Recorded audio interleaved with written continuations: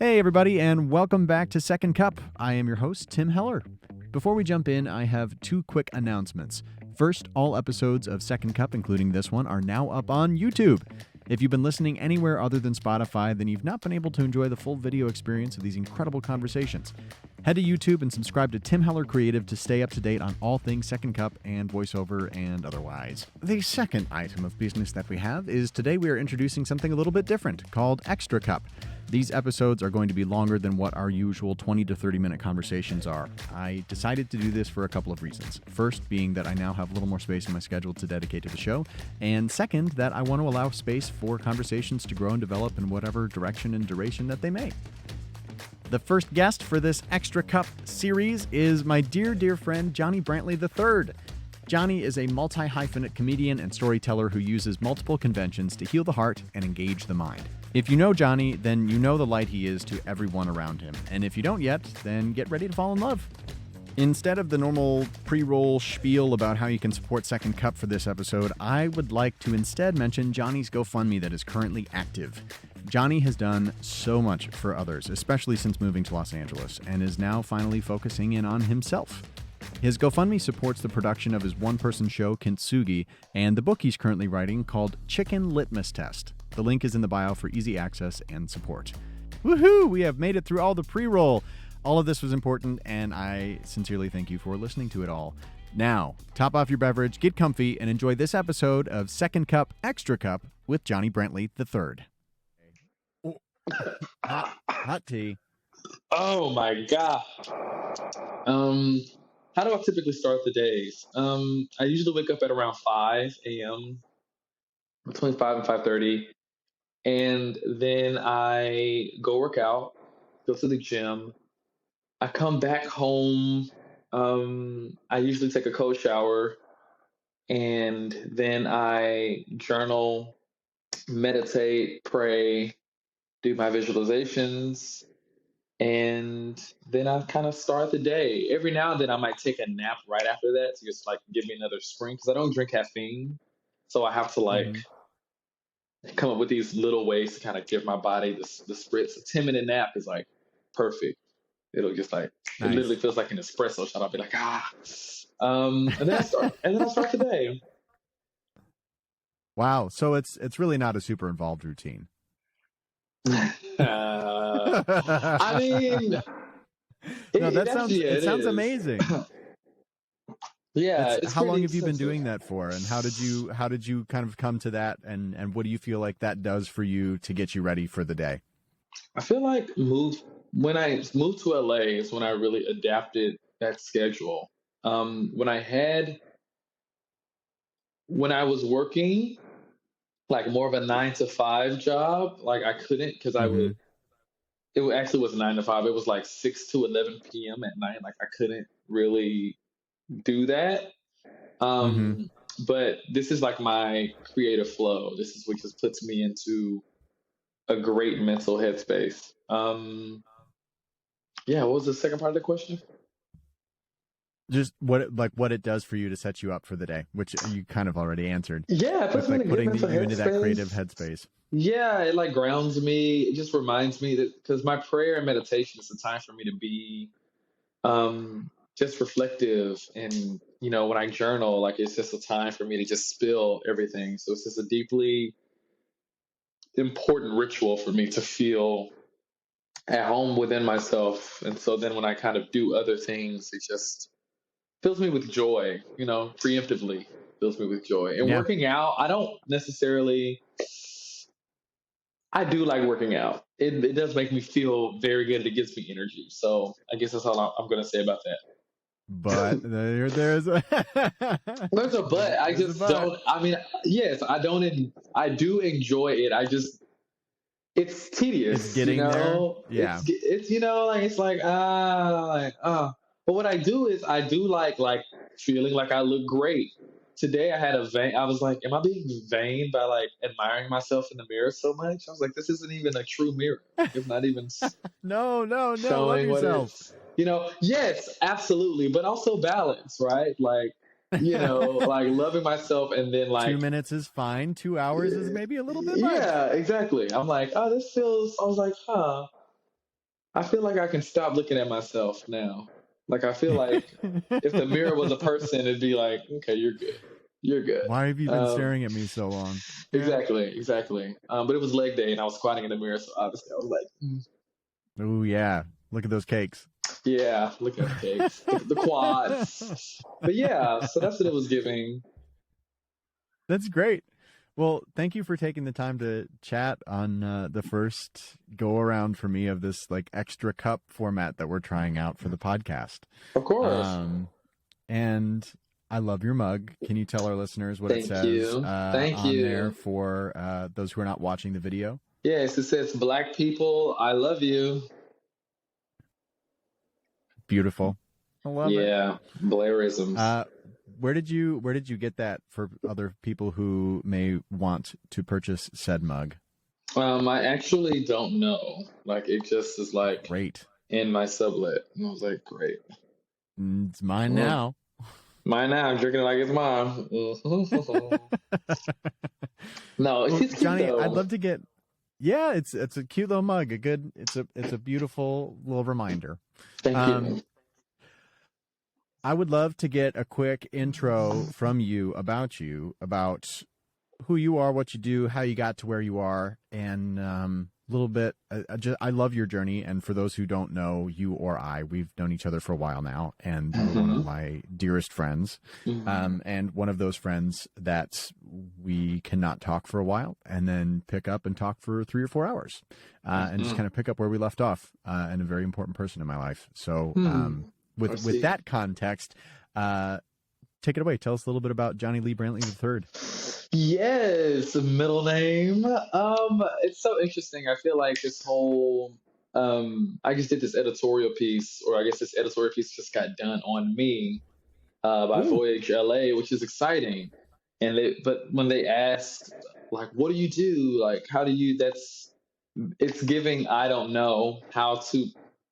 Basically, that's okay. We don't need to streamline. We've got time. We love it. Also, we can touch on that. We'll touch on that again in a second. We love it. Also, that was not a caveat or an apology. It was an explanation of the situation for the listeners. Just to let you all know, we're not apologizing for the multi-hyphenates. We're just all learning how to put it out there. But anyway, so basically, like what I represent, I feel like it's giving philosophical comedian. It's giving actor. Like my history is in musical theater, and gospel, we both and went to opera. Texas State. Yep. Exactly. Yeah. So we both went to Texas State University for musical theater. I initially started out in opera. I grew up doing gospel. So I started out as a musician, and kind of did low-key community theater, just like community theater work in like growing up, and then was in my first musical, Hair, in 2012. That's where I met Tim. Technically, we kind of saw each other pre then, but we kind of got really connected 2012. Yeah, since then I've gone on to do a couple of like major musicals, Book of Mormon, and also Beetlejuice on Broadway, which is my Broadway debut. Really cool show. And then the pandemic hit, kind of cut the run of the show down, and I moved to Los Angeles to kind of figure out creatively what I wanted to do. Got into community work, stopped performing, and then I recently decided to, after kind of spiritually understanding myself more and my perspective, came back to performing again. So now I am performing, and I just had my debut solo show a few weeks ago. Congratulations. Thank you. Kintsugi, A Quiro's Journey was the name of it. Currently under construction. I guess reconstruction, which is great.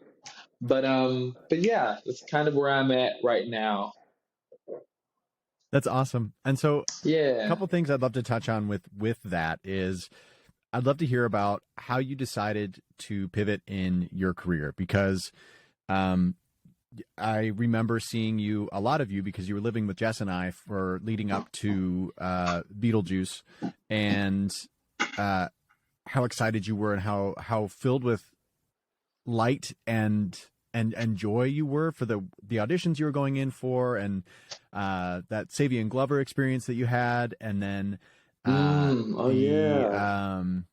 and then booking your Broadway debut, and then what did that process look like? Because I remember you talking about some really beautiful realizations that you had about Broadway as a whole, as a business, and where you felt your place was or was not in the industry. And so I'd love that to be act one, and then I'd love to hear the pivot into LA and what made you decide to want to perform again. Okay. I love these questions. Great questions. Oh my God, you're so great. So the first part of that question, which is my place in the industry, there was a point. I think I was riding the wave, right? Like I was riding this wave that we had all sort of built since I first started doing musical theater. Like it was just a wave that was carrying me into New York, carrying me into the industry, Hamilton and like all these different shows, and recognizing that the product that I had, and I think here's the thing about capitalism is like there are certain products, everyone thinks of themselves as a product. Quite literally, we were taught to think of ourselves as products. How are we marketing Yep. ourselves? We are our And business. we are our business. And so during that time of absolute abundance, I think I had just come home from Book of Mormon. I was, subletting, staying at people's places, like all this, that, and the other, just auditioning. Beetlejuice, at that time, I was going in for some exciting projects. Beetlejuice was the least of those projects for me. Beetlejuice was the one that I was just like, no. The show that I actually really wanted was Choir Boy, which was a play. I remember you going in for that, and yes, oh my gosh, I really wanted that show and was in finals for it, and just like MCC, just like MTC. I was just like, this is going to be a great show. Terrell Alvin McCraney was the writer of that from Moonlight, and just like an amazing playwright. Jeremy Pope's big launch, along with Ain't Too Proud. That was one of the most impressive Broadway humans and tracks of absolutely ever to hit.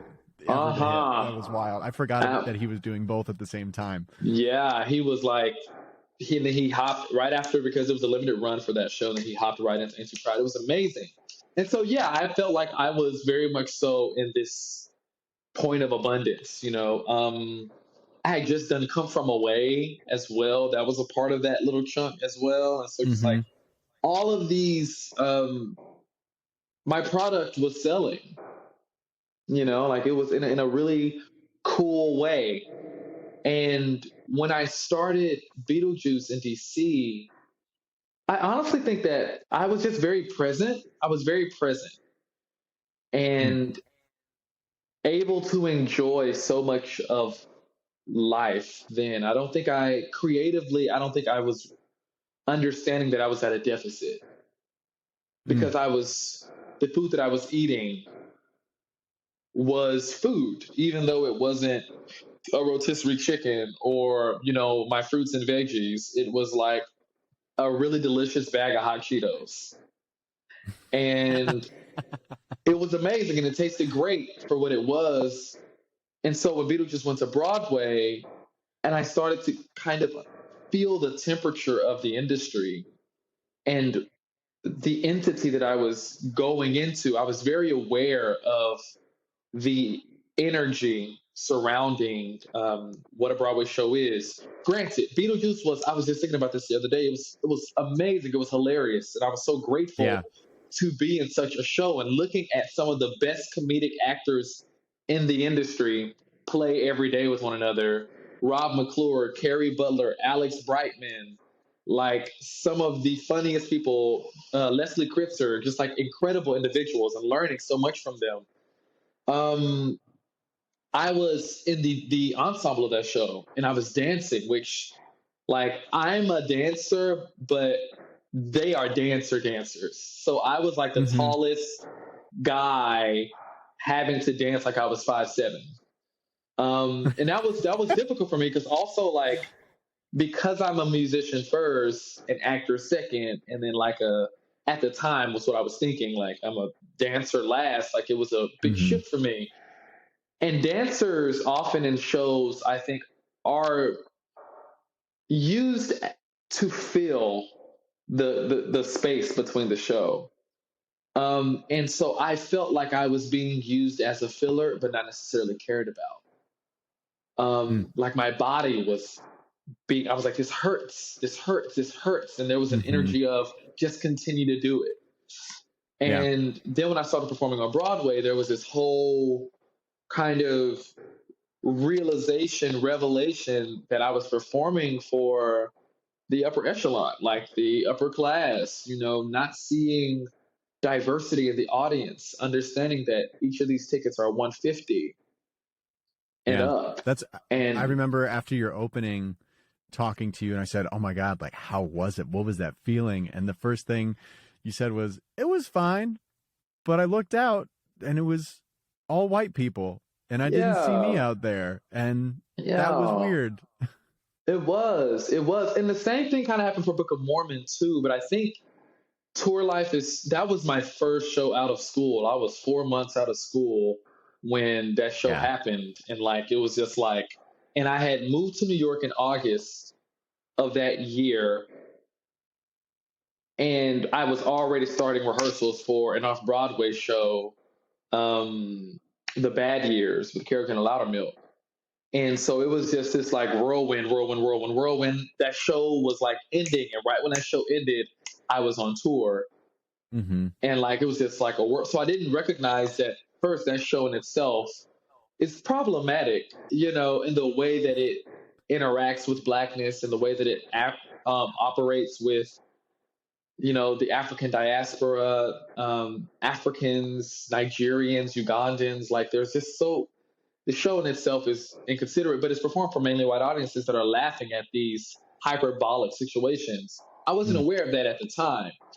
But in Beetlejuice, just feeling, um, like, oh, I'm performing in the same house, in the same Broadway Winter Garden Theater every night, and noticing that I'm feeling a bit out of place. And so I think that was the first time that I really was understanding that something's incongruent here. Something's not right. And then the Tonys happened, and that Beetlejuice blew up after the Tonys and got really blew up on TikTok, and that kind of like saved the show. And Yeah. so now we had like a hit on our hands, and there was just I wasn't a great employee because I had these realizations that I didn't want to be here. I didn't want Mm. to do this show. I don't like having to go here every day for six days out of the week. I don't like that. Yeah. So um yeah, when the pandemic happened, I think, like many of us, we kind of had these awakenings. And I had been in psychotherapy, cognitive behavioral therapy, twice a week, and just really asking myself, I upped the ante when the pandemic started. I was like, we're gonna need to up this. This is pretty traumatic. Um, and I was privileged in that way to be able to do that. And it kind of brought me to these realizations of self, and just like understanding that when I thought about moving back to New York, because I went to Chicago to Mm-hmm. live with my friend Jordan. And I stayed with her and her family, and then her boyfriend and their family in Chicago. It was great. Like, I love Aurora, love Crystal Lake, love all, that kind of outskirts of Chicago energy. Suburbia. Yeah. Suburbia, yeah, it was very nice. And I was also collecting the paychecks. It was like, this is cute. And I remember there was a point when I was like, I think I want to move to LA. I just watched Insecure. And I was like, I think I want to move to LA. And ended up driving when I got back to when I thought about moving back to New York and resuming the kind of hustle and bustle, I was filled with anxiety. I was like, whoa, that's weird. Because right when the pandemic happened, I was also finding my artistic flow. I was Yeah. composing with jazz composers. I was also at the William Esper School for acting, which was really changing my perspective as an actor. Yeah. And I mean, you were taking all these steps to be really deliberate about your next steps so that yeah, even while you I don't want it to be misconstrued that like when you say you were being, like you said that you felt like you were being a bad employee, didn't mean that you like turned yourself off. It was just like, okay, cool. This feels more like a day job. What can I do to put myself in a place to get where I want to be? And you hit, I yeah, mean, you were doing everything. yeah, and it felt great. And it felt honestly like working at McDonald's and then like having all, but that McDonald's job being able to grant me all these other things financially. Mm-hmm. Yeah. And yeah, so I was really starting to creatively find my way. And then the pandemic happened, then I recognized that I needed to move out west. And when people asked me, why are you moving out west? I'll be like, to create. Like, I need to find myself creatively. So I drove from New York.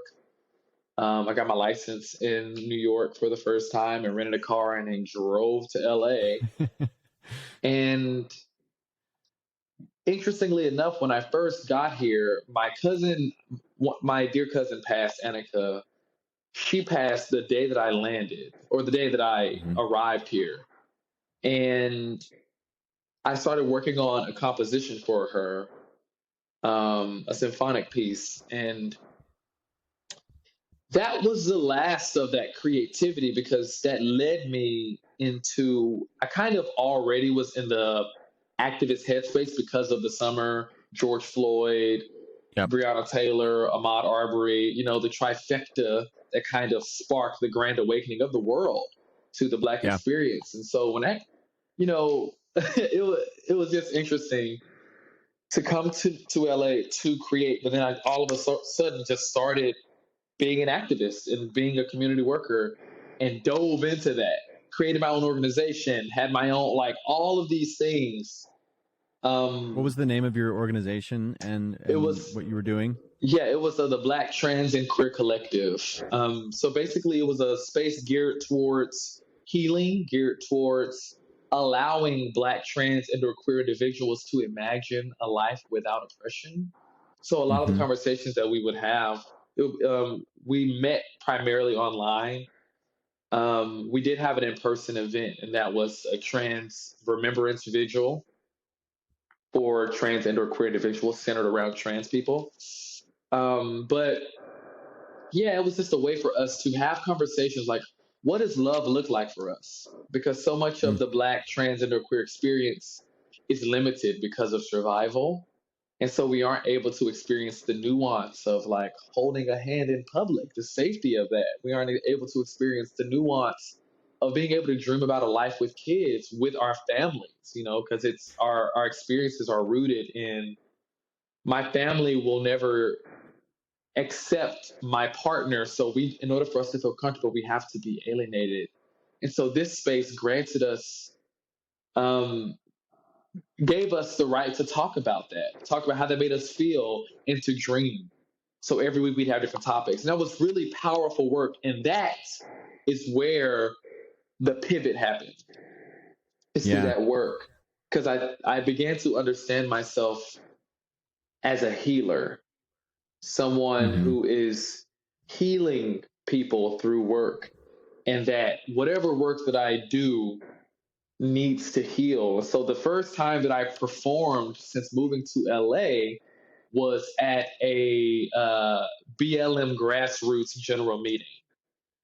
And I performed, and there was just this sense of like healing. There were people crying. It was just like, okay, these are the people that need to be healed the most. I am a healer with my Mm-hmm. craft. And I don't think prior to then I understood that. I was a performer and an entertainer, but not a healer, like someone that is my purpose is to heal through my craft. Yeah. And you have always Yeah. been such a light for people I who receive come that. across you and come into your orbit. Mm, And whether that is an energetic light or a mm, grounding light or an introspective light to make you think mm, about yourself and to make you think more. mm, And so I'm so happy to hear that you, and was happy to hear at the time when we were catching up about mm. you going to all of the meetings and gatherings and stuff like that, that you've found yourself as a healer and found that title for yourself. And Yeah. I would love to dig into one thing that you said that just like totally grabbed my heart. Yeah. You said that your experiences or your love is limited by survival. And that, I'd love to dig into that, because that Yeah. is so profound and something that for someone like me who is extremely privileged and born into privilege and all of that, and walks through life with the most amount of privilege, that and for others who are similar to me or maybe or different and have just never heard that before and have not had to experience a limitation of their stories being represented and told Mm. by because of survival. I just want to dig into that, because that is it's intense, and I love it's so Yeah. beautifully put and so sad as well. Yeah. I received that. Thank you for the awareness and the acknowledgement. I think that realization, because I think it also ties back into the work, my journey, this realization that we are taught as Black trans and queer people to survive. We can't have the luxuries, or that we can't have the filet mignons, because we need our essential proteins, which is just the basic right to, like, we're fighting for the access to basic water. We And can't it's have the not juice. surviving like thriving is for most people. Like most people, I feel like, and this is a broad generalization, and I own that, and I will be wrong about certain people's situations who are listening to this, and that is okay. I'm not trying to be right about everybody here, but Good for you. surviving is not just what I think of surviving is, okay, we're living paycheck to paycheck, but we're still like, we have our basic needs met. It's actual survival, like life or death survival. Yeah, it's actual, like, I am in danger. Yeah. And so much of and when you live in relation to that experience of, okay, my actual life is on the line, everything else sort of dampens a sense, like you get accustomed to that level of protection. And so it hardens, and we don't often, you know, get to experience the nuances and the subtleties of vulnerability, because we have to protect ourselves. So a big part of my journey was understanding that, what survival, how we as a collective are taught to survive, and what my purpose is. And that led me to speaking, like motivational speaking. Um, In because what even though capacities were you going out and speaking? this was not only in terms of speaking life into the meetings, but almost like I guess like a philosopher would share their thoughts. I went through a phase of just wanting to share my words with audiences. So anytime I would have the opportunity to speak about something, I would take it and I would go and speak to a crowd at a rally, and they would call me up as the kind of the talent, and I would share my thoughts and my words. And that also led to the journey, to my comedic journey as well. Because I think subconsciously I was putting the different elements of, like, what would be my form of storytelling together, which is Mm-hmm. healing, which is song, and like art, like heart art. It's also motivational speaking and philosophies, and with social commentary. And so within my comedy, that's where the core of that was spirituality, social commentary, scathing social commentary, making light. And, it's interesting because I think the liberation, I also understood that I am not meant to live in an activist on the front line energy. Mhm. Partially because my voice was leaving me, and this is like my gift. Can't yell. Physically, your voice was Like leaving you. physically, I was like, Yeah. I actually I have to sing and can't. I can't right Yeah, now. I Yeah. actually can't do what I'm best at, and it's still healing from all of the rallies that I would go to. But I understood, I think, that it is important to emphasize the most marginalized communities. It is also important, and I think this was a big part of my journey too, because one of my closest family members, one of my best friends, started following a religion that was deeply oppressive, not only to themselves, but to me. And I Mm. was like, you believe something that actually like wants to erase me. And coming from 2020, into 2021, there was a sense of fire and brimstone. Lost a lot of Mhm. friends. A lot of relationships changed, and there was if you mess up, then you're a racist, and you have to fix this. A lot of fixings happening, a lot of accountability, a lot of blame, in a way Mhm. that I think was necessary for everyone to wake up. But in terms of intention and peace and love, I think it had to be so close to me that I couldn't avoid it. And that was with this family member, that I couldn't push it out. I was like, I love this person endlessly. How can Mhm. I can't just nix them out of my life. So how do I find, like, who is this person to me now that they want to destroy me? And do I Yeah. choose to hate them too, or do I choose to love? And I ultimately chose to love. And what that revealed to me is that everyone's the deep spiritual, I think, mantra is that everyone is surviving. Like, we are Mhm. all taught by capitalism, by white supremacy, by imperialism, by hegemony, by patriarchy. We're taught by these systems to survive. We are taught to live energetically from paycheck to paycheck. We are taught to, and there's varying degrees of that survival, which is why I feel like there was such a pushback from people when they were asked to empathize with others, you know, because they themselves were surviving. And, even when we think about the January 6th um, insurrection, Insurrection. like, Yeah. I was infuriated when it first happened, but now I realize that, like, victims are violent.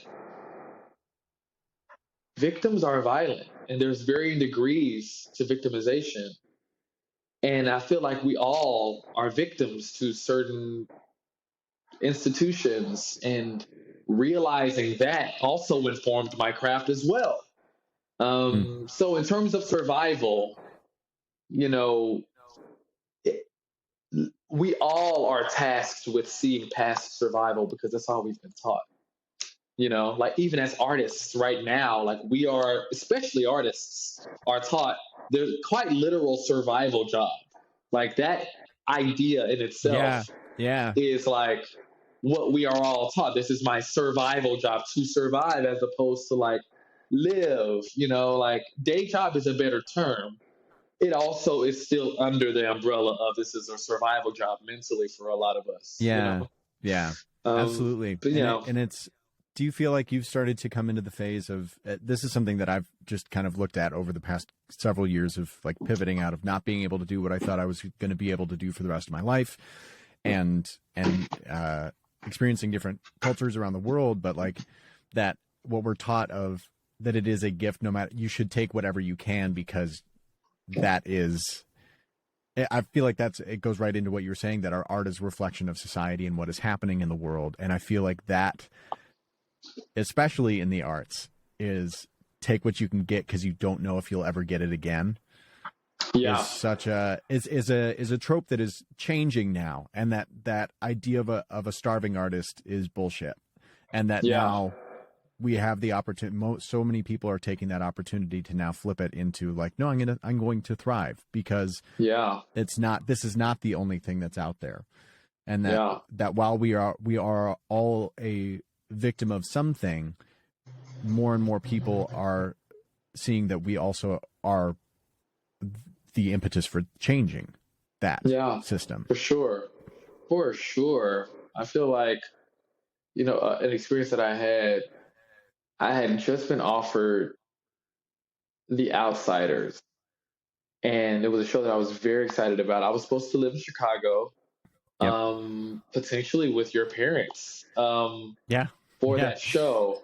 And it's gonna still be a huge show. But I remember before accepting it, I was gonna say no. Yes. Oh, this is one of my favorite conversations that we had during this time. Sorry. I was gonna say no to the show. I was like, I don't know if I want to do this show. And I remember talking to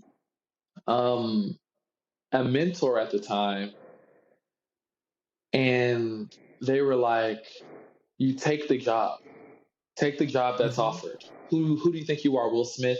Take the job. And I remember being like, wow, like there is and I only took it not because that person like got inside of my brain. I'm sure maybe a bit of it did, but it was mainly because I ultimately, after talking with my agents and my mom, and they were like, we actually think that this is a good step. But that thought complex, like, of take whatever you get because you don't know, like, that's scarcity. We're taught that scarcity complex as artists, like we can't say no to certain opportunities. And I just resonate a lot with what you said, because and that situation was brought up, because that's what it is. It's scarcity. We're taught you take what you can get. We're taught you can give don't give too much, because you'll give too much away. And it's just this idea that I recently wrote something down. This is going in the book that I'm currently working on. Wow. Okay. And this book is called Chicken Litmus Test, by the way. But it's this idea that, like, one of the greatest illusions that have been cast upon us is, I'm going to try, it's not going to be a direct quote, but essentially one of the greatest illusions that have been cast on us is this illusion of water, common water, right? Like, water is all around us. It's in the sky. It's a renewable resource. It is forever. We are water. We are 85% water. But the illusion is that we go out and buy it, right? And I feel like we are taught to go and purchase this thing that we're made of, that's all around us. And I feel like it's the same thing with happiness and joy. Like, joy and happiness is all around us. We are joy. We are happiness. But the illusion is that we have to buy it, or we have to go out and get it. Earn it from somebody else. Earn it from somebody else. Someone or something else. Exactly. And I feel like that is a part of the scarcity that's been, like, literally, like, beaten into our brains. Yeah.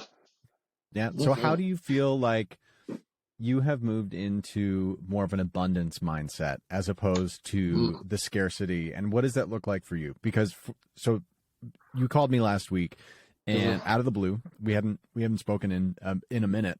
It's been a couple months, I think. And and you just said, I've been listening to what you're doing with your podcast. I've been looking at what you're posting, and I want you to know that you are doing what you're supposed to be doing, and that this is a source of abundance for you and will continue to be. And that word abundance is something that can be tossed around. It's the abundance gospel. It can be the prosperity. And what does that look like to you, as opposed to, like, is it that I'll just think about it and I attract it and it's mine? Or what does abundance look like to you, and how do you approach staying in an abundance mindset as opposed to a scarcity mindset, as a creative and as an activist and as a beautiful human being? Yeah, what a great question. I feel like if anyone here if there's a word that I am associated with from my community or by my community in LA, it would be the word abundance. I say it every day. It's just like a saying. Actually, my friend Etienne, who is Cheryl Lee Ralph, who just won the Emmy, the Emmy for Abbott Elementary. She was the one that sang her speech. Her son, Etienne, has an organization called Walk Good LA. And I use abundance so much that he literally like has a shirt that's been like inspired by me that has like abundance on it. And I do think that it is a mindset. And for me, abundance is also like, so much is abundant. Love is abundance. Love is love is love is love is love. Like, love, I think, is one of the most present things that we can have or occupy. Like, love is absolute presence. And because of that, it is abundant. And I feel like love is all around us. So therefore, abundance is all around us. And for me, the big shift was taking as an activist, what that taught me, because I'm also letting go of that term, because I do think that there is an inherent activism in my creativity now. Yeah. But what that journey taught me was that we hold the power. The people, we have the power. The industry, it is made of people. It is made of, like, we inherently hold so much. In the way that we think about things is so essential. Like, I think I'm learning the power of energy and how I am affecting you instantaneously from thousands of miles away. Like, energy knows no time or space. And so, and because of that, like, I think I have grown to understand the power of intention, the power that we hold as people. These constructs live off of scarcity. It lives off of the idea that we lack. It lives off of lack. Yeah, that we will run out of a resource of love, of security, of presence, and and most obviously money, right? Like, this currency of exchange. And I think money lost its power for me, because much of my ties were bound to financial necessity and scarcity complex. So much of the fear was that if I didn't have money, I would be erased. I was defined by my relationship to capitalism. Okay. And I feel like when I stopped allowing that to define me, not only did my creativity blossom, and I started to be like, what do I want to create? But also my spirit was like, life is to be enjoyed. Like, that life is to be lived. That is abundance. And not necessarily. Can you say that again? Just say that again, just to drive it home for people. Because life is to be enjoyed.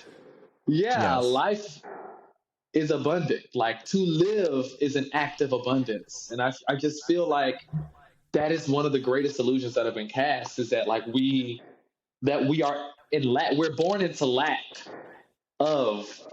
And so we can never, like, we're always mentally trying to play catch up. But it's just that for me, it was just like a mental switch. Now, that's not to say that stuff doesn't get hard, because these are deeply ingrained ideas to my subconscious. Like, my subconscious is taught to suffer. It's taught to prepare, Mm-hmm. especially the deeper our intersectionality goes with oppression, whether that be mental illness, whether that be race, whether that be sexual orientation, whether that be gender, whether that be economic status, whether that, like, there are so many different ways that we can all have a sense of intersectionality, in particular with marginalized communities like Black people. Like, our subconscious is taught to, I mean, even, I remember living in LA also has helped me a lot, because there's a lot of spiritually grounded, liberated people here that are like, I'm more spiritual than religious, but I also believe in a deity, a God. I, believe in energy. I Palo Santo, like, all of that jazz. That is what inherently exists here. And I remember I was wearing a shirt, walking in Leimert Park, which is like the Black Mecca of LA, which is where I live. There's so much energy in Leimert Park.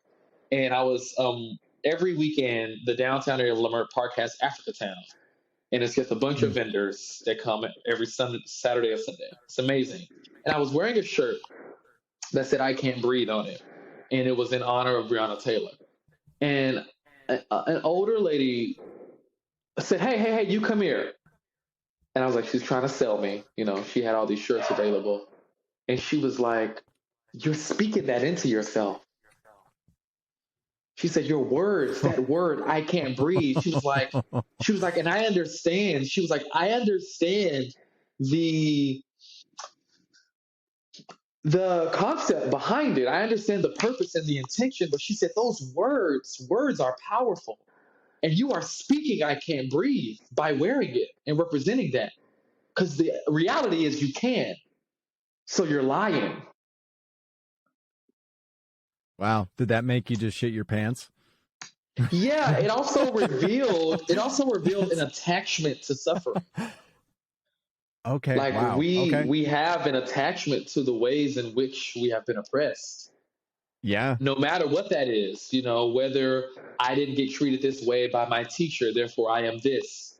My Broadway experience, I was traumatized, so this is now my trauma. There is an ownership of trauma that I think also has helped with my active liberation. Is like, yes, like, I can breathe.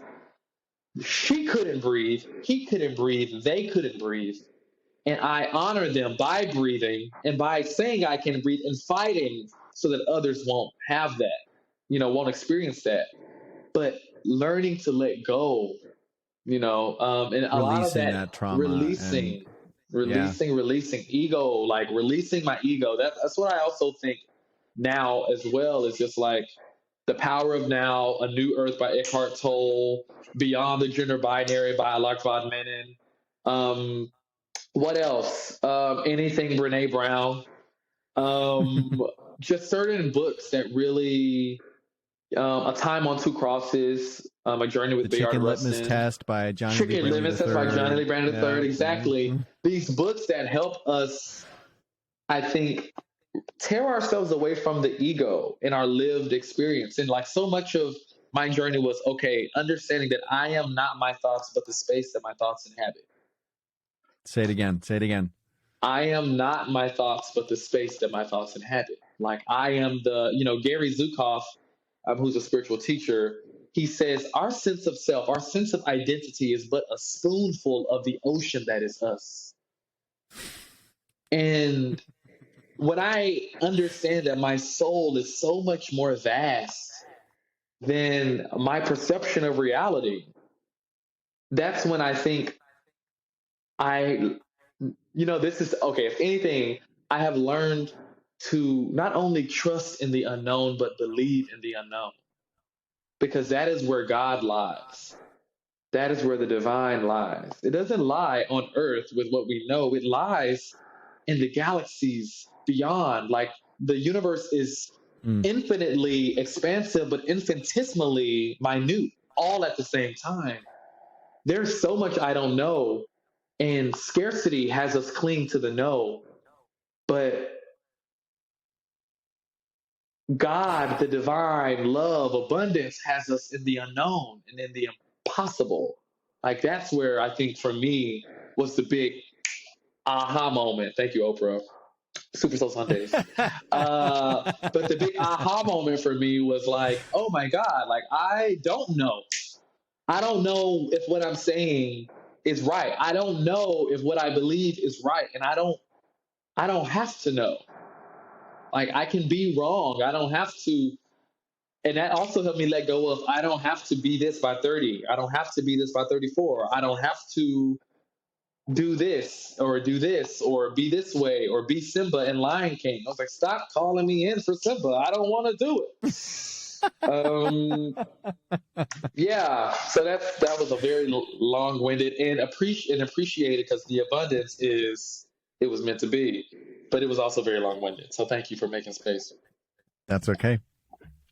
Yeah. It's all things that one of my favorite things about our friendship is I always feel like I learn something from you or you make me think in different ways because I can be you are very, very, very good about going out and seeking out ways to, I don't know, improve is the wrong word, but just to explore, you and all the different parts of you and everything outside of that spoonful of your ego and who you think you are as your identity. And to see the way that you have grown in the limited capacity that I have over the past 2 years, almost 3 years now since the beginning of the pandemic. And, has just been, it's so inspiring. And I encourage everybody who's listening to follow Johnny on TikTok, to just try to be even in the periphery of this sphere of brilliance that is Johnny Brantley, because it is light, it is love, it is questioning, it is creative, it is he'll make you laugh, he'll make you cry, and really make you think. And it just I just so appreciate how open and honest you've always been with me and just and the people closest to me. So I love that. I would love to talk about how you found your light or that spark again to start creating again. You've recently blown up on TikTok. You've recently you produced your one-man show and directed it, and you started to focus on you again after focusing so hard on others and the community since you moved to LA. And I know a lot of other artists and actors and specifically theater people who have taken a pause and removed themselves from that auditioning grind, from that lifestyle of always having to be on and hustling towards the next gig, which there's nothing wrong with that. And the people who love that and get off on that, it's all the more power to you. You are a different breed of people, and it's a beautiful breed of people. But I so admire those like yourself and like my wife, Jess, who have taken that intentional step back, who've taken that intentional step away to really say, hey, this is not serving me anymore. And it doesn't mean that it may not have its place in the future, but right now I need something different to really nourish me instead of to just be eating Flaming Hot Cheetos all the time. So what made you want to get back in front of people and in that capacity and to perform again? And what do you feel like that looks like in the near future and down the line? Yeah, I think the first part was understanding that I didn't ever intentionally leave. It was just, for me, it was what life led to. Because I was always creating. It just was not. I think I was traumatized by not being seen, about being seen when I didn't see myself. Like being seen. Open that up. Just like being seen by the industry and placed without actually seeing myself. And do you feel like you were being seen, like they saw you as the core of who you were, or just they saw saw the me as the product that type. you were selling. Yeah. Okay. Yeah, they saw and see many of us, all of us, as the product. And I think Mm-hmm. before, you know, we're so young, you know what I mean? Like coming out into the world and like being it. I think one of the reasons why I stopped performing for so long and started investing in the sight of myself, understanding what colors can I even see? Like I like what paintbrush am I using? Like what the colors can I paint with? Like the industry, and to by no fault of its own, it just is what we were all taught. You know, we're taught to be um pawns is a little bit more aggressive than I want to say, but we're taught to be tools of the To industry, fit. to Yeah, to fit fit. into the show, like whatever show is required, like put on, take this off, take this on. And I was like, I'm tired of playing other people. I want to just like be when my agent and my poor agents like send me so much. I'm like, no, I don't want to. I don't want to play this person. I don't want to, do this or do this or do this. So when I decided to start performing, a big part of that was allowing myself to be seen as what I saw myself. Because those two never existed at the same time. It was always others seeing me and me not knowing what they're seeing, and then me assuming that what they were telling me they were seeing was who I was and am. And then LA was a true mirror for me. You Mm. know, like I say that like New York, people ask me if I like New York or LA more. New York like made me an actor. LA like made me a creative, a Yeah. creator. And They I feel both like we serve their all have. purposes, and they're both different Exactly. points in your life, and it's you can still love them a lot, but differently. Exactly.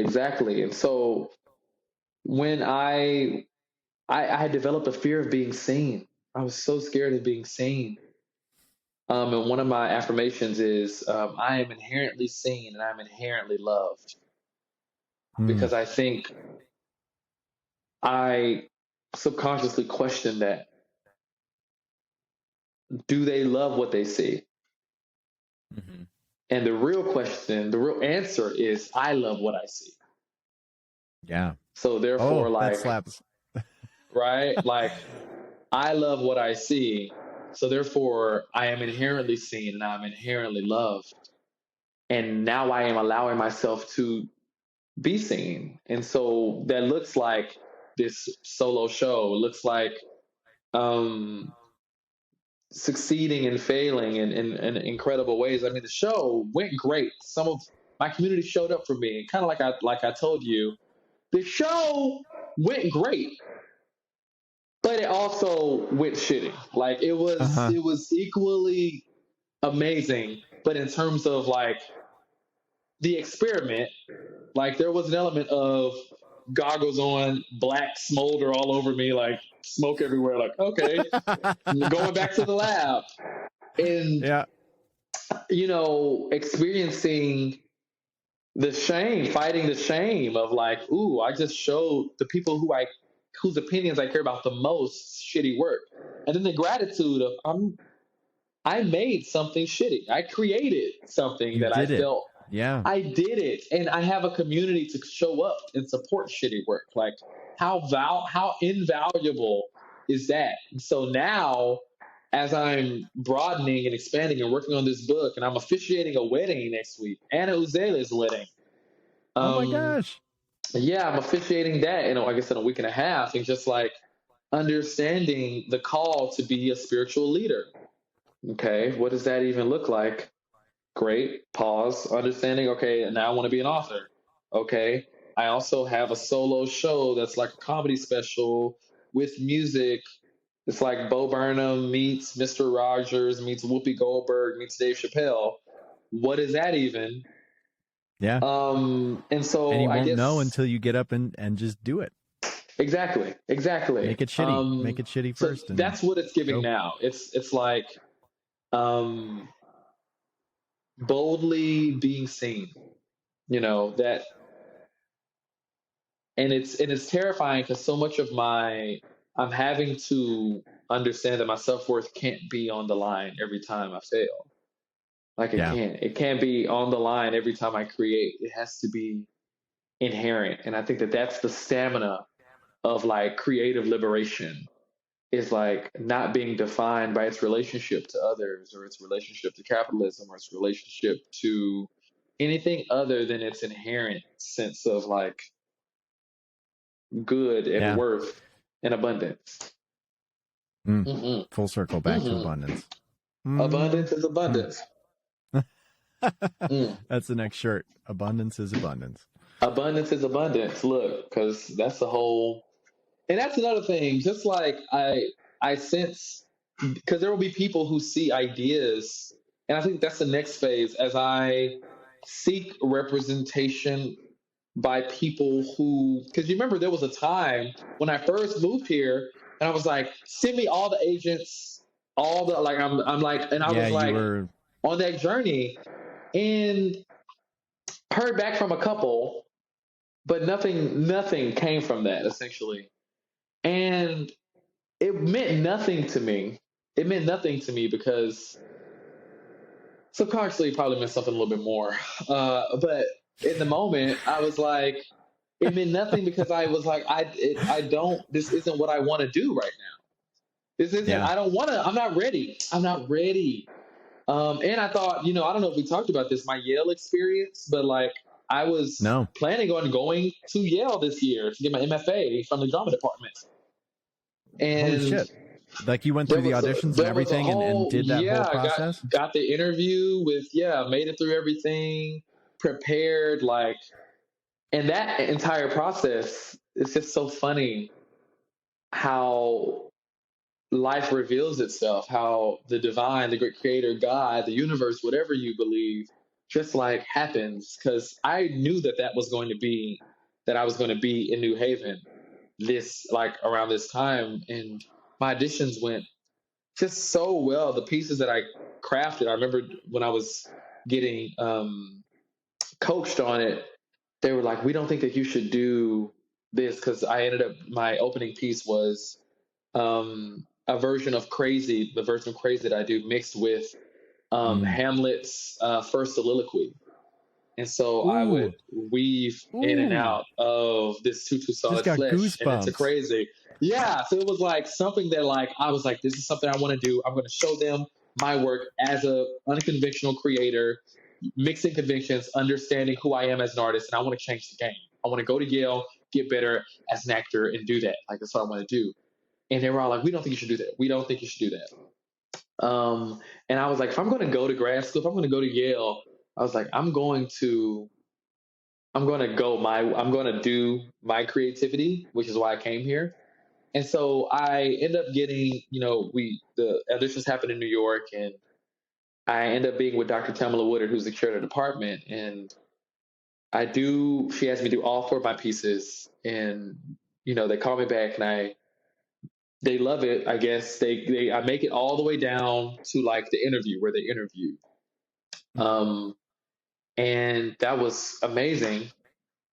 And after I talked to the faculty, after they interviewed me, and it was about a 40-minute interview. And Dr. Tamala Woodard, who's the person I wanted to see my work the most, she puts her glasses down and she's like, I don't think you need to be here. I don't think you need to go here. And I was like, huh? Huh? She was like, I don't think, and put very nice compliments and great things. She's like, I just don't think you need this. Um, and I was like, so confused Yeah, how by did you that. receive that? And how is that digested since? It's digested great. In the moment, I was so confused and taken aback and honored that she didn't feel like I needed to go to Yale MFA School of Drama. Like she was like, "You don't need this. Like this isn't." And I was like, "What?" And then I said, "Can you explain why?" And then she explained. Um, and basically, I have everything I need Abundance. and There abundance.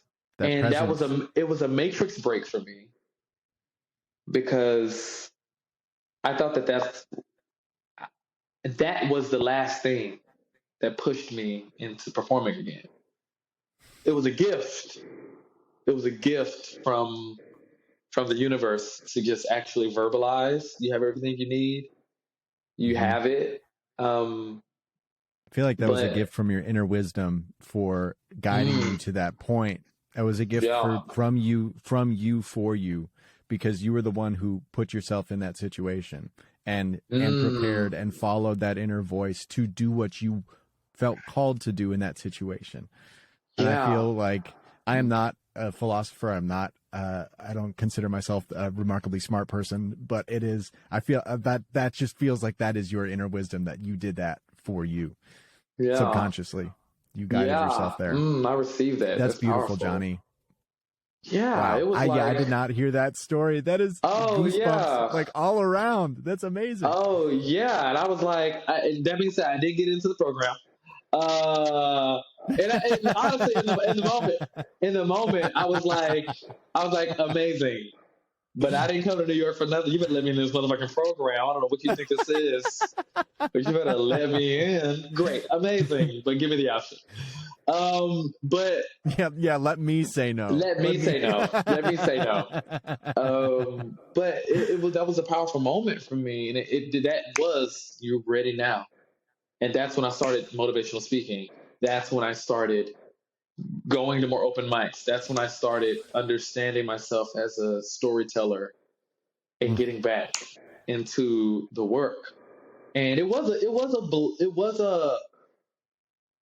Yale. It's so funny. Yale is on my vision board, right? It was on my vision board to go to Yale, but it gave me exactly what I needed.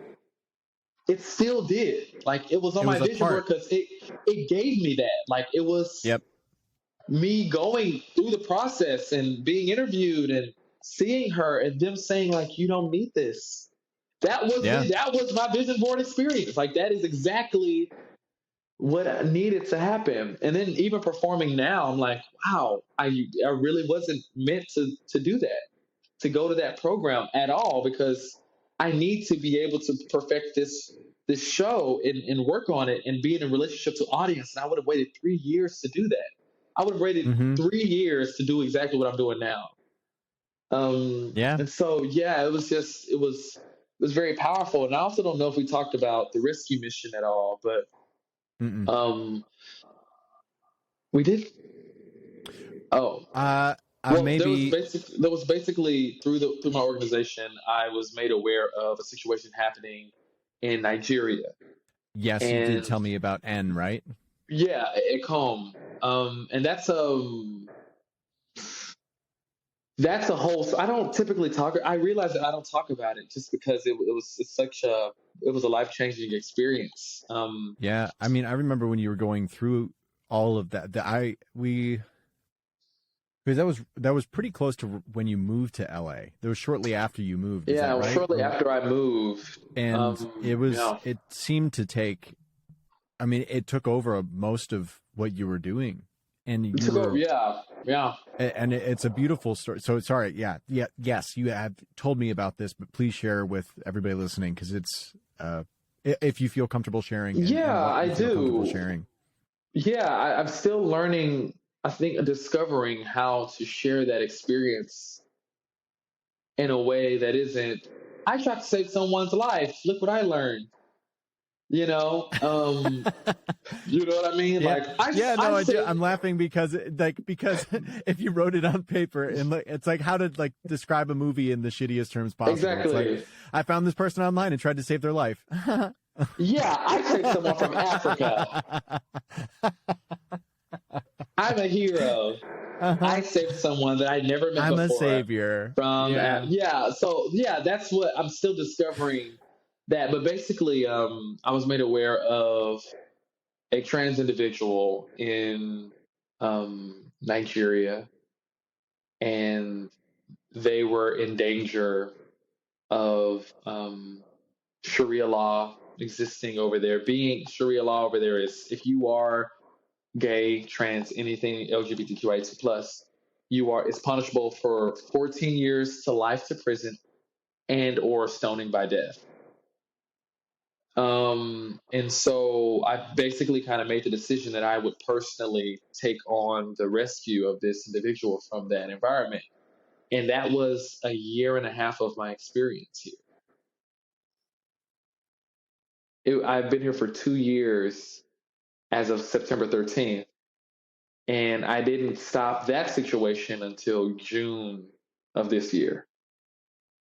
Um, and so a big part of that journey was, I guess I wasn't investing in me in a way. But I was, but I was just, it was the work. It was the work. And so I was consistently having to build this plan because I don't know what the fuck, I don't know how to deal with Nigerian embassies, US embassies, like any type of international relief.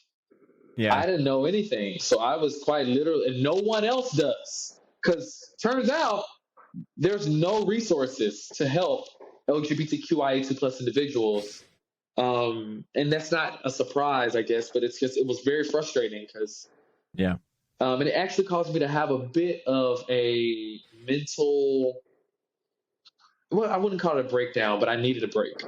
It Yeah. caused me to kind of crumble in March of 2021. And I was like, I can't do it by myself. So I formed a team and we kind of like collectively did it. And they kind of helped me out for a couple months. And it was this remarkable situation that happened. And we ended up getting her out and getting her to another country. And her first 8 months there, I was attached to her being, like us being able to text and just be like, dude, what do you need? I was still sending funds from the fundraiser and like navigating and yada, yada, yada.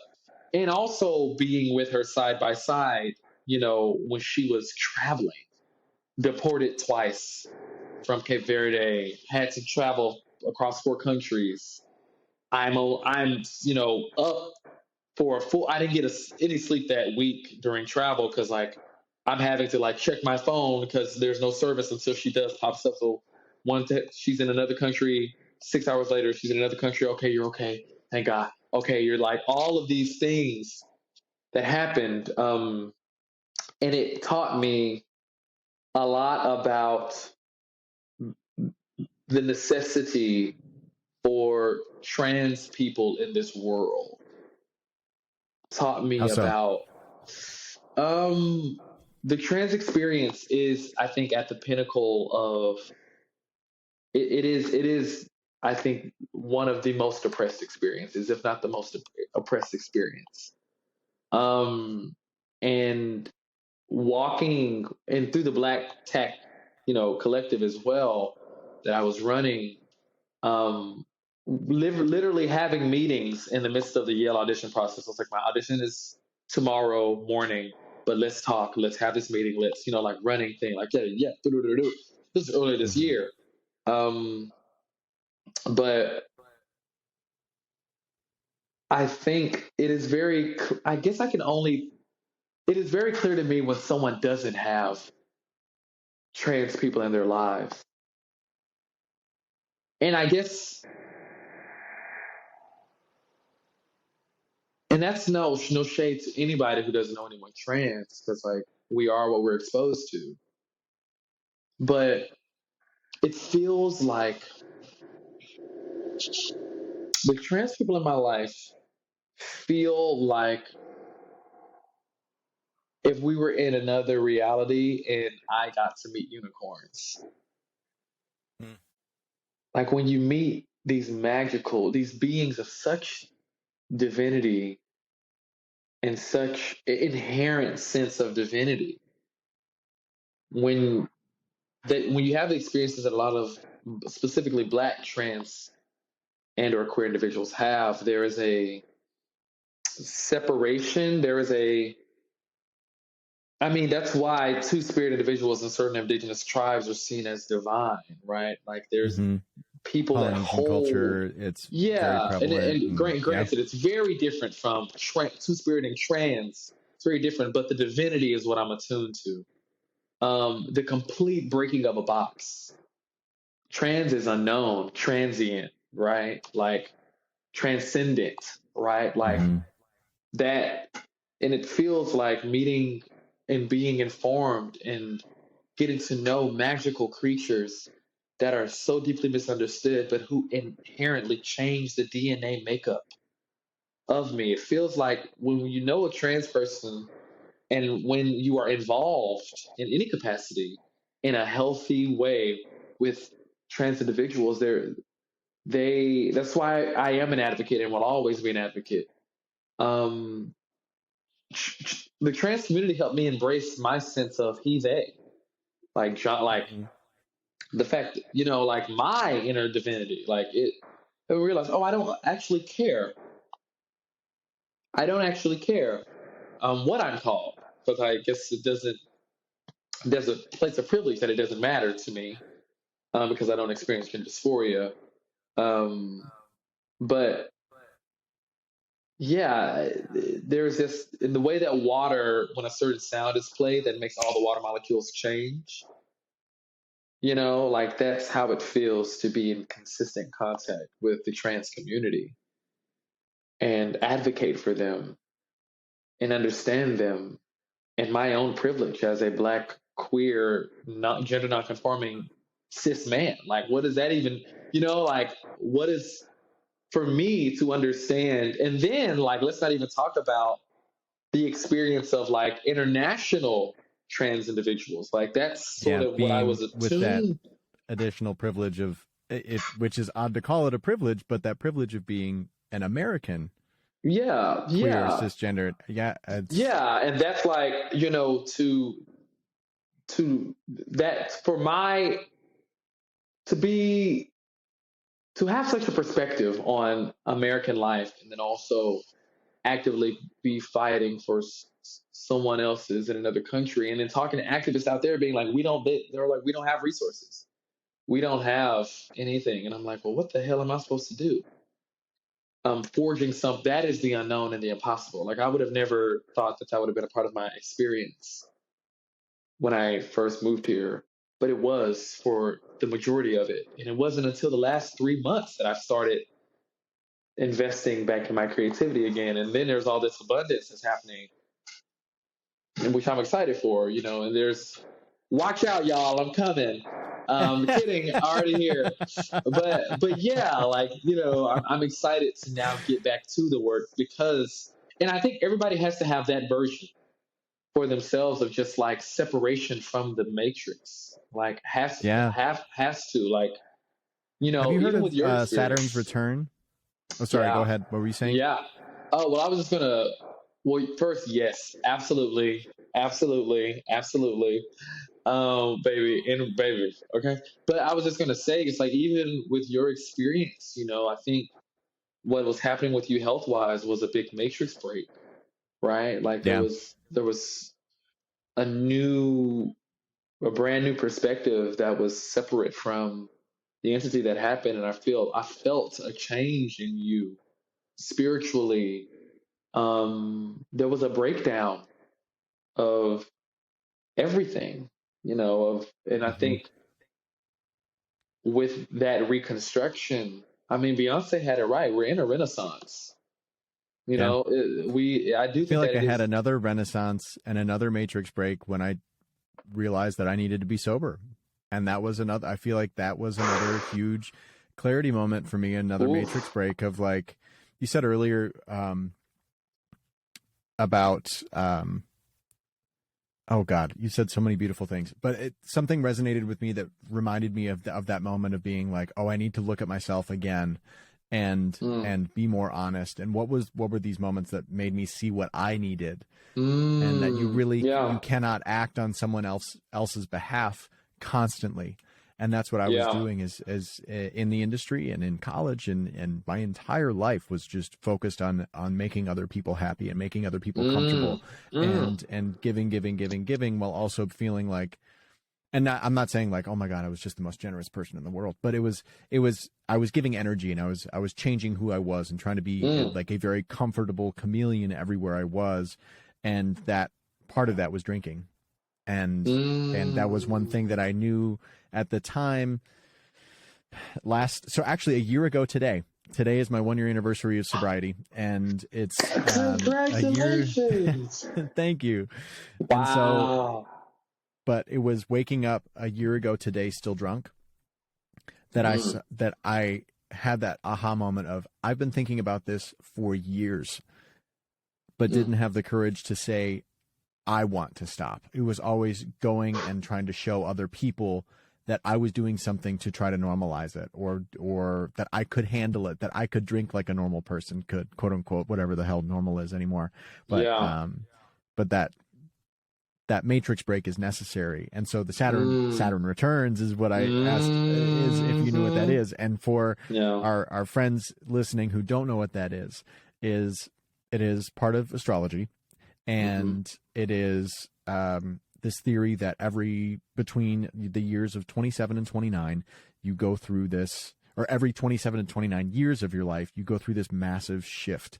And so the first one happens between 27 and 29 for people. Some folks have it happen earlier. My brother had it happen earlier in his life. I am now on the other side of it. And then it happens again, like in your mid to late 50s. And then again, if you're fortunate enough to live to your early 80s. So it's, but it's these massive shifts, and it could mean that you get divorced, you have a child, you get sober. My dad got sober in the middle of his Saturn's return, which is wild. And I've got another friend who's a sober writer and sex writer in New York who got sober in her Saturn's return. And interesting. And so knowing this, as soon as I learned about it, I was like, I think I was 25 at the time. And so as soon as I heard about it, I couldn't wait to get there. And I was like, oh my God, what's going to happen? Oh my God, what's going to happen? Oh shit, what's going to happen? And then going through it, I feel like being able to go through it and recognizing that you're in it, and knowing that this is going to feel crunchy for a minute. And having that foresight allows people to come out on the other side. Can you hear me? Can you hear me now? I can hear you. Absolutely. Okay, cool. Okay, great. But wow, please so continue. We just had a small technical difficulty. Johnny got tired of what I was talking about. I had to get decided the he wanted to leave fuck the out of interview. here. No, I'm kidding.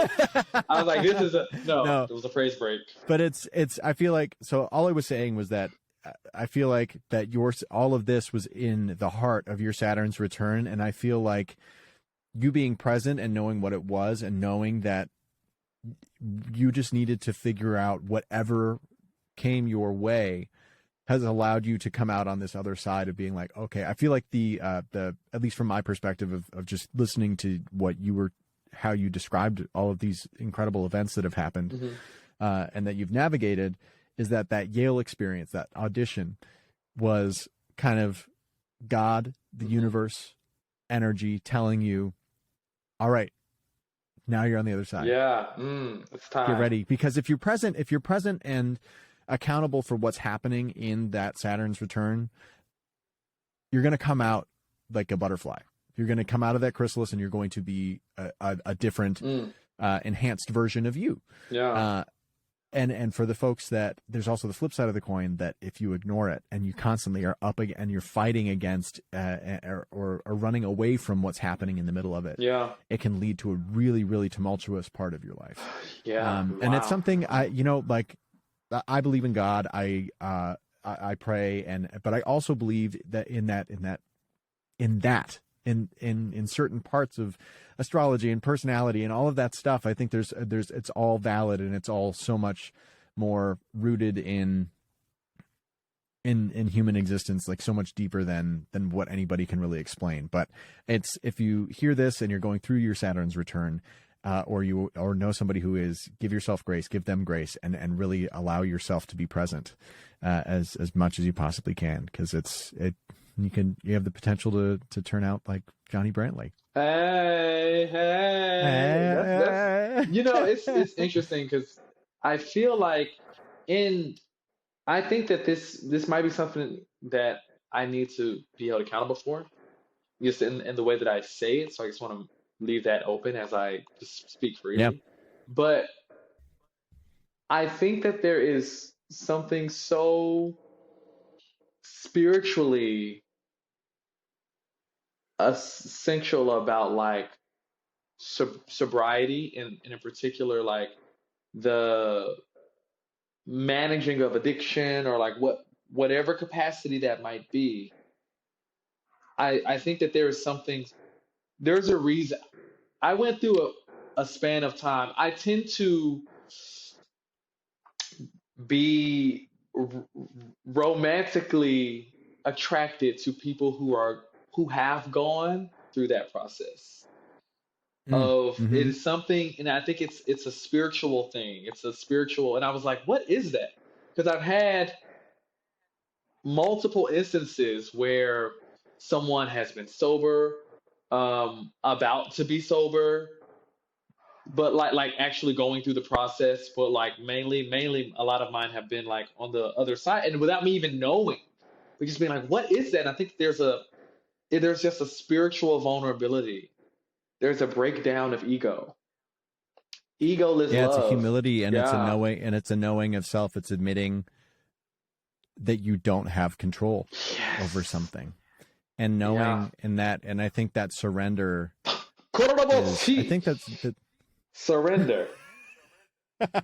Oh, that's good. it's that the first step is admitting that you don't have control. Mm.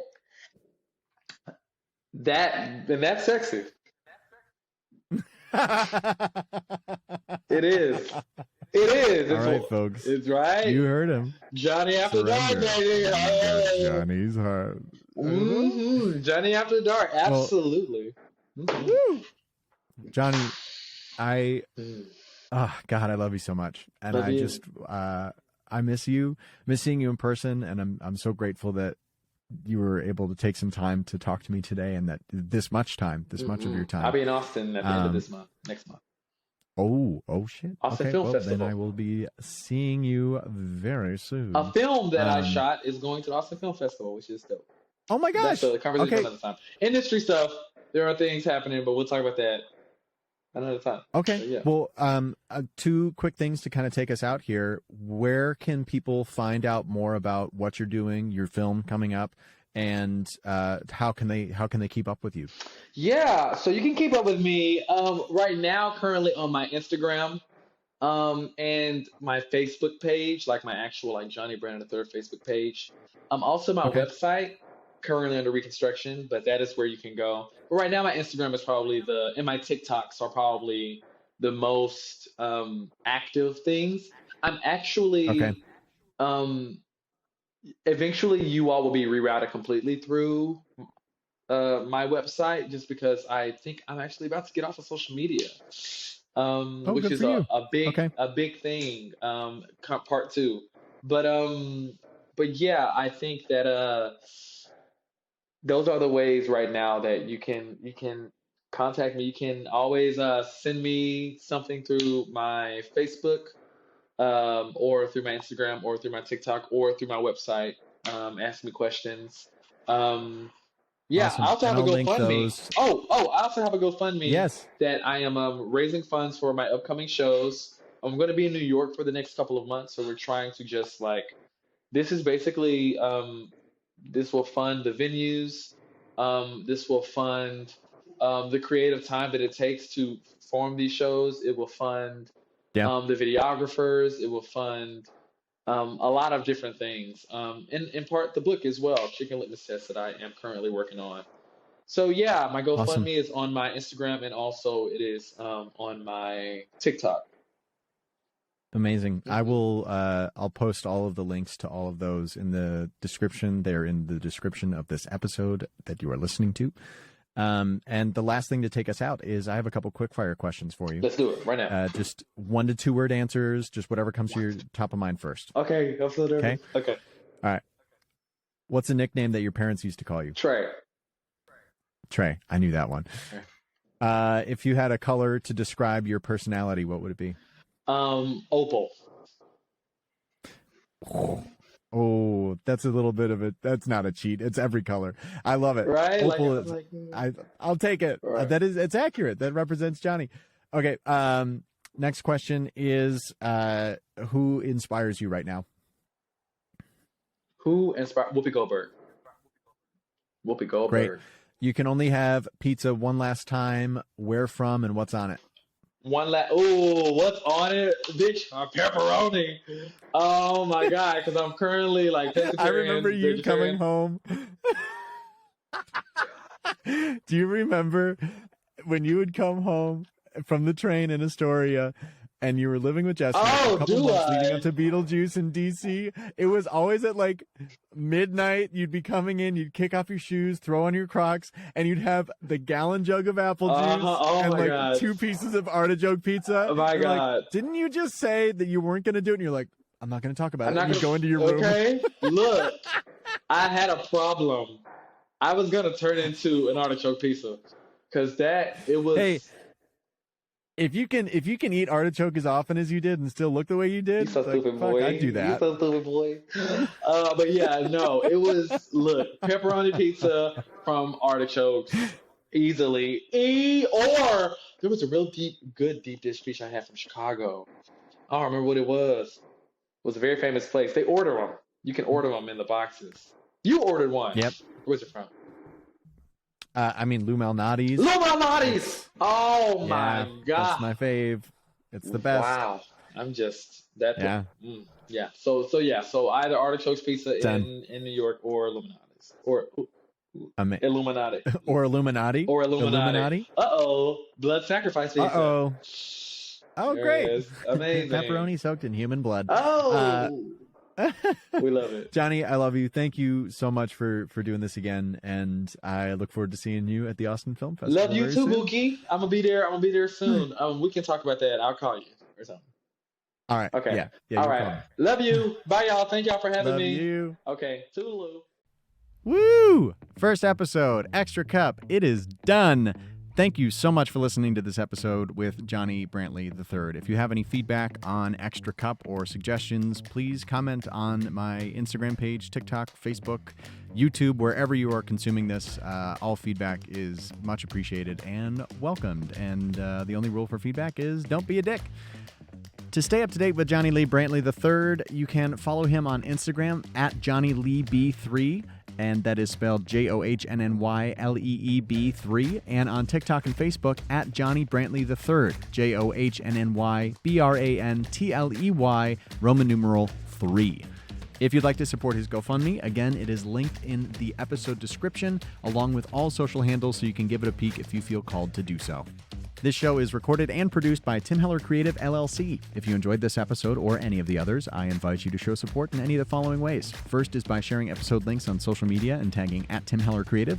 Second is by rating and leaving reviews in Spotify, Apple Podcasts, or wherever you're listening and watching. Third is subscribing, liking, and commenting on YouTube. And finally, if you want to support financially, you can Venmo me at Tim Heller Creative or reach out via email to me at tim@timhellercreative.com to discuss sponsoring one or several episodes.